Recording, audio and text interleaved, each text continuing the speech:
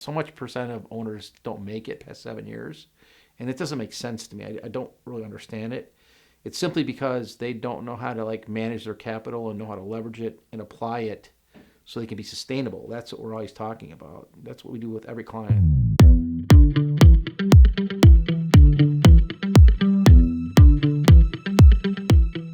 Tell me how your business came into be and why. So about 11 years ago, I was a banker and working for a bank for a long time, 27 years, and that was at the end of the recession.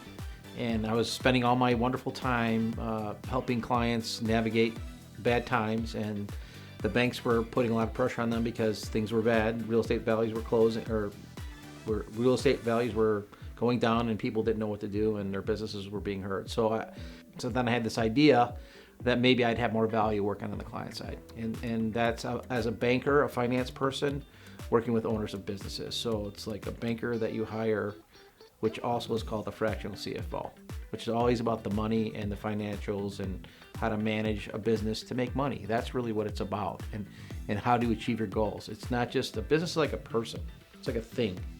And what do you do to help it execute your life's goals? And that's literally what we do with all our clients every day. So basically, there's a business that doesn't have a true CFO. They have somebody in charge of the finances, but they're not a CFO. You come in and act as the CFO as far as making decisions and guiding them. Yeah, like we could have a whole conversation about what a CFO is, and we should talk a little bit about that because people get confused about that a lot. The nature of that job is a little bit different. It's more about strategy, it's about planning. They don't necessarily do the day-to-day book work. They're not cutting checks or making deposits.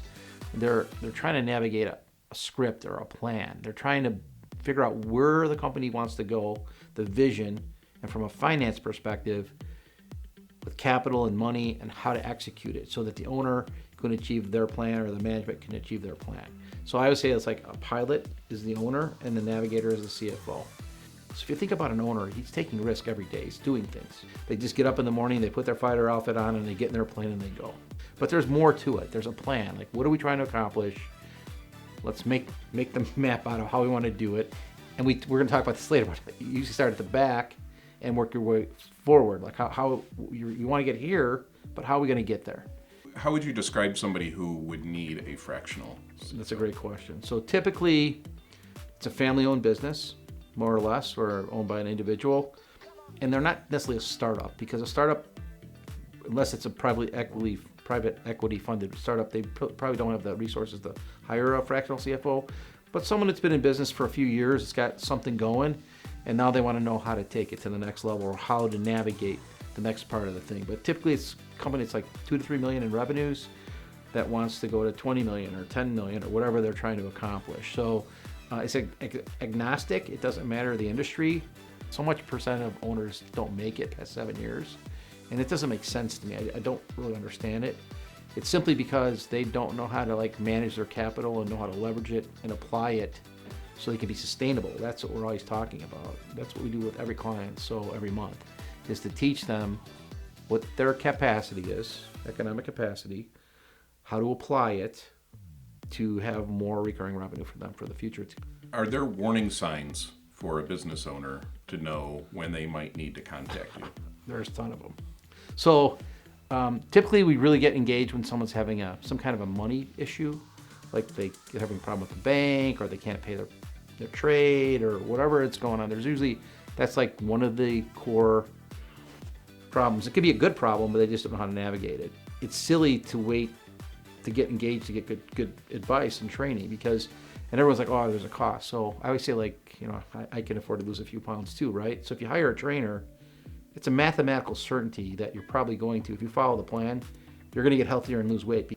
We kind of handle it the same way. I never tell a client to change anything they're doing at the beginning because I have to watch what they're doing, right? But then when you document what they're doing and you start to explain to them how the math works, it's really not different. And like I said earlier, it's like the stories kind of go, like life is fluid. Like you can't just look at the numbers and have an explanation. You have to find out what was the cause, what's going on, where are we going? Because sometimes math gets out of order, right? Sometimes you could do something that causes you to lose money, but it's the right thing to do. And sometimes that you're making money that you need to be careful because there's something going to happen that It's going to cause you to lose money, and you need to be aware of that. So we want to help clients execute and to become sustainable financially. We actually want to help them create generational wealth, is what we want to do.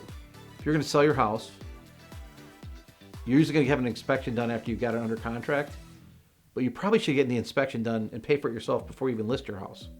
So you know what you need to deal with before you list it. So you can make the decisions of what you want to take care of and what you know is going to come up that you may not want to fix.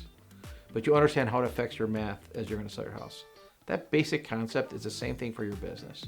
But a business is much more complicated than a house. It doesn't have a roof.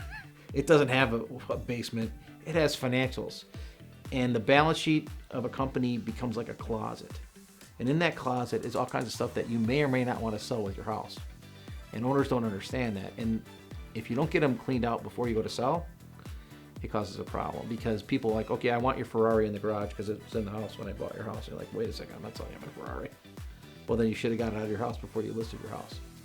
Tell me what you're trying to accomplish, and I'll help you map out how you do it. That's really what it is.